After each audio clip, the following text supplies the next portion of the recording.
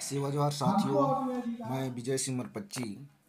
5 नवंबर 2022 को सर्व आदिवासी समाज सरगुजा संभाग अगर के समाज को तत्वाधान में जिंदा रखना है, अंबिकापुर लोक कला परिसर राजमोहनी भवन में सर्व आदिवासी समाज का संभागीय स्तरीय बैठक संपन्न हुआ, जिसमें सर्व आदिवासी समाज के संरक्षक सम्मानीय अरविंद नेताम साहब, पूर्व कैबिनेट मंत्री एवं सर्व आदिवासी समाज कार्यकारी अध्यक्ष श्रीमान BS रावटे जी, सर्व आदिवासी समाज प्रदेश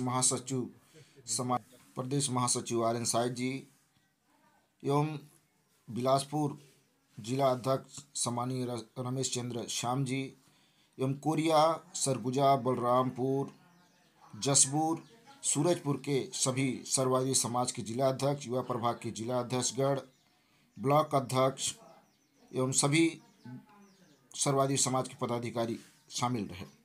सेवा जोहार। आपके यहाँ तो दो वरिष्ठ मंत्री है ना, बाकी 2 मंत्री तो खैर जूनियर हैं। आपके यहाँ दो वरिष्ठ मंत्री हैं। उम्मीद करते हैं हम तो एक घटना के बारे में हमने कहा प्रेस में, अरे भाई कुछ नहीं तो तारीफ ही करो ना।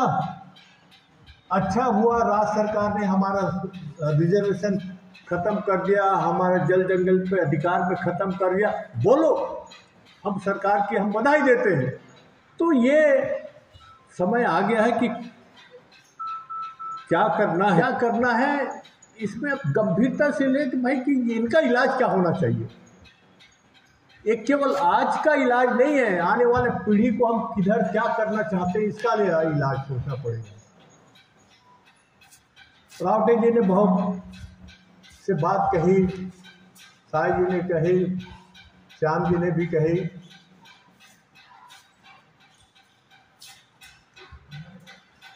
साथियों, हमारा समय तो निकल गया, हम तो जीवन के आखिरी पड़ाव में है ना। पर जो नई पीढ़ी है उनको हम अपनी जो अनुभव है 50 साल की राजनीतिक जीवन में और सामाजिक जीवन का, आप लोगों को कुछ दे के जाना चाहते हैं। अब समय आ गया है, इस राज्य में 2 ही राजनीतिक दल है ना, एक है बीजेपी और दूसरा कांग्रेस। ये दोनों एक ही के थैली के चट्टे बट्टे हैं। कोई ज्यादा फर्क नहीं है आदिवासियों के मामले लेकर।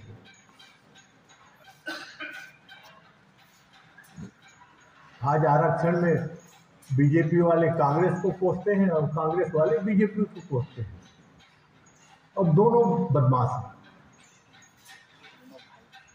दोनों दोषी हैं। दोनों ने ईमानदारी से हाई कोर्ट में अपना आदिवासियों का पक्ष नहीं रखा। अरे कुछ पक्ष नहीं रखोगे, कुछ कागज पत्र नहीं रखोगे, आगे तो मुख्य न्यायाधीश, माननीय मुख्य न्यायाधीश को कहना पड़ गया कि हमको राज्य सरकार आदिवासियों के आरक्षण के बारे में समझा नहीं सकी। तो काहे को मुझे तो लड़ रहे थे भाई।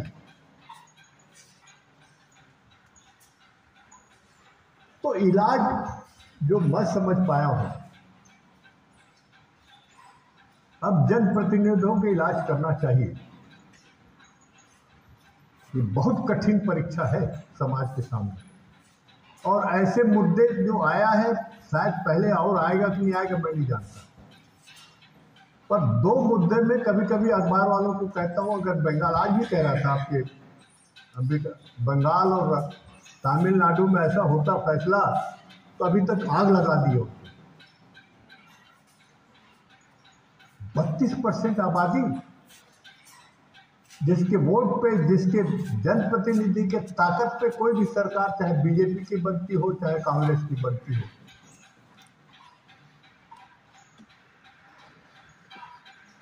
ये हिम्मत कैसे होती है, ये समझने की बात है, सोचने की बात है। ग्राम सभा को स्वीकृति जरूरी है, ग्राम पंचायत की नहीं। ग्राम सभा की स्वीकृति मंजूरी जरूरी है। अब क्या कर दिया नियम में, परामर्श लिया जाएगा ग्राम सभा से, परामर्श लिया जाएगा। परामर्श में मानना या नहीं मानना प्रशासन और शासन का जिम्मेदारी नहीं है। शासन चाहे कि हम आपकी परामर्श सुन लिए, हमको जो करना होगा कर लेंगे। ये बुनियादी फर्क है। तो इसका मतलब ये है कि जो मूल कानून है उसमें पूरा अधिकार था, उसको कमजोर कर दिया, खत्म कर दिया।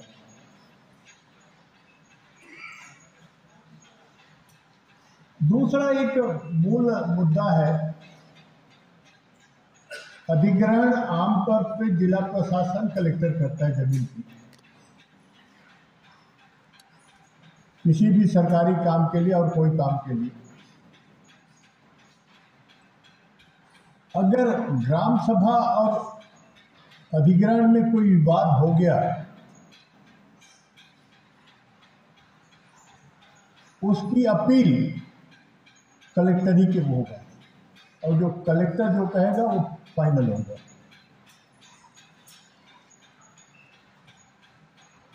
यानी जो अधिग्रहण करेगा उसी की अदालत में, उसी के कार्यालय में अपील भी करेगा ग्राम सभा। ये तो अंधेर हो गया। तो फिर पेशा कानून का जो हम लोगों ने पार्लियामेंट में बनाया, मतलब क्या कर रहे हैं? और राज्य सरकार की बेशर्मी की हद हो गई। विज्ञापन निकला, मुख्यमंत्री के फोटो, मुख्यमंत्री के रोज फोटो छपते हैं, पता नहीं कितना की विज्ञापन देते हैं। उसमें कहा गया परामर्श लिया जाएगा बहुत से मुद्दे को।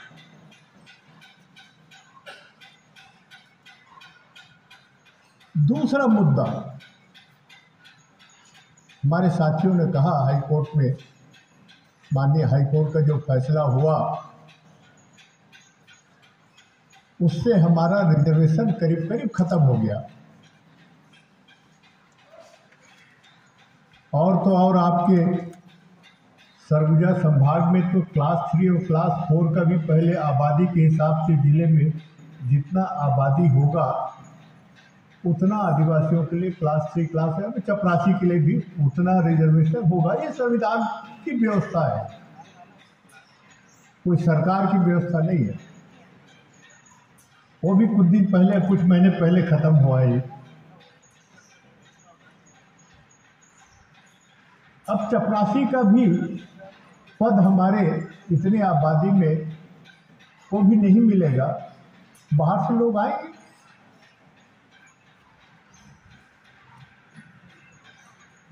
तो ये आरक्षण का मुद्दा और पेशा कानून, जल जंगल जमीन से हमारा अधिकार खत्म हो गया। नौकरी के जो अधिकार आरक्षण का था वो भी करीब करीब खत्म हो गया। पता नहीं सुप्रीम कोर्ट, यहाँ तो हाई कोर्ट में 10 साल लगा। सुप्रीम कोर्ट में अगर 15 साल लग जाएगा तो भूल जाएगा समाज की कोई कानून भी है कि आरक्षण भी है कि भी है। तो ये दोनों कानून से जो स्थिति बदलाव आया है, तो फिर बचा क्या? मैं यही बात आपसे पूछने आया हूं।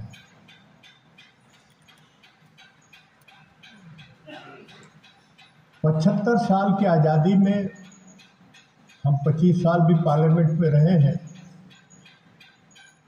2 बार मंत्री रहे हैं। ऐसा दिन आदिवासी समाज को कभी देखने नहीं मिला जो आज देखने को मिला। पिछले सितंबर के महीने में दोनों बदलाव या दोनों फरमान जारी हुए हैं।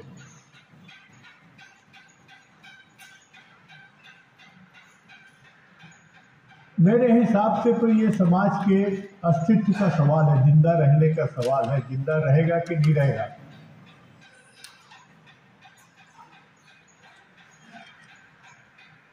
खतरा तो जल जंगल जमीन का पेशा कानून से पहले था, इसीलिए पेशा कानून में बहुत से जो सख्ती बरता गया, अधिकार समाज को दे गया, बहुत जानबूझ के हम लोगों ने दिया।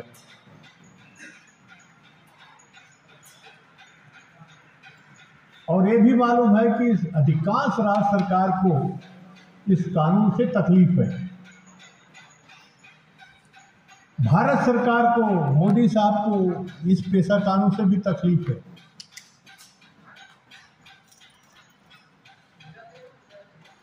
इसलिए तो उसके मित्र अडानी जी उसको भी तकलीफ है।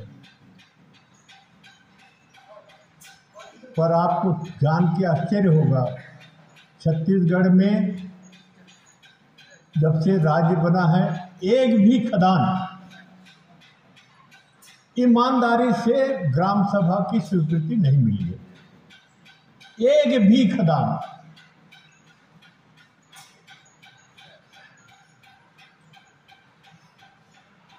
पार्लियामेंट कानून बनाए और चाहे वो राज्य सरकार हो चाहे केंद्र सरकार हो, उस कानून की धज्जी उड़ाए, तो फिर क्या होगा इस देश का और आदिवासी समाज का। ये मैं आपके सामने रखना चाहता हूं।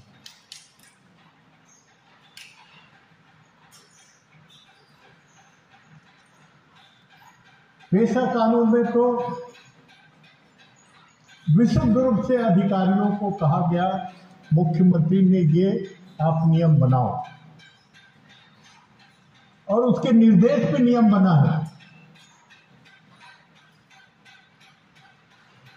यानी मुख्यमंत्री की नियत ठीक नहीं है, नहीं तो किसी राज्य सरकार की हिम्मत नहीं हो सकती कि पेशा कानून में छेड़छाड़ी कर सके।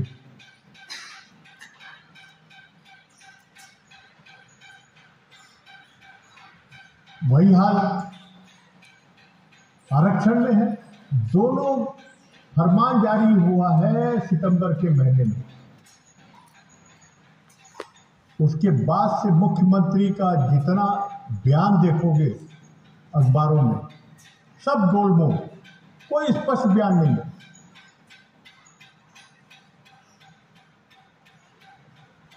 अध्यादेश ला करके उसका क्षतिपूर्ति कर सकते थे, पर अध्यादेश का नाम आज तक नहीं लिया।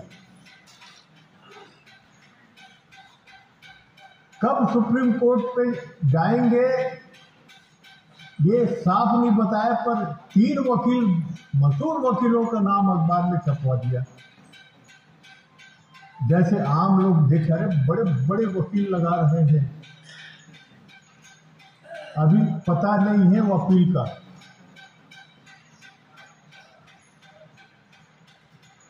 यानी नियत देखिए सरकार का। मैं वो बात कहना चाहता हूं। पर भाइयों, मैं गंभीर बात आपके सामने रखना चाहता हूं। इतनी बड़ी आफत आ जाए, दो आदेश निर्देश जो भी हैं, हमारे जनप्रतिनिधि चाहे विधायक हो, सांसद हो, मंत्री हो, किसी ने एक शब्द नहीं बोला कि ये गलत हुआ है।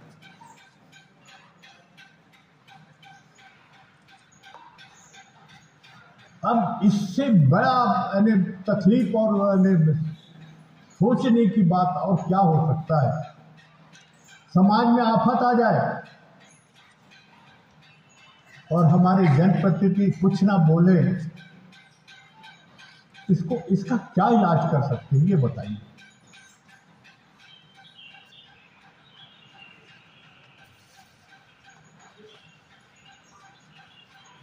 हमने तो आपकी देश में हमारे ज़माने में आबकारी नीति, शराब की नीति थी। जब पहली बार पार्लियामेंट में गए 1971 में, सबसे पहले भिड़ंत इंदिरा गांधी की इसी बात पे हुई। हमने इंदिरा गांधी को कहा, मैडम पहली दरवाजे से आप यहाँ से पैसा भेजते हैं विकास के लिए, पीछे दरवाजे से भट्टी वालों के जरिए सारा पैसा निकल जाता है।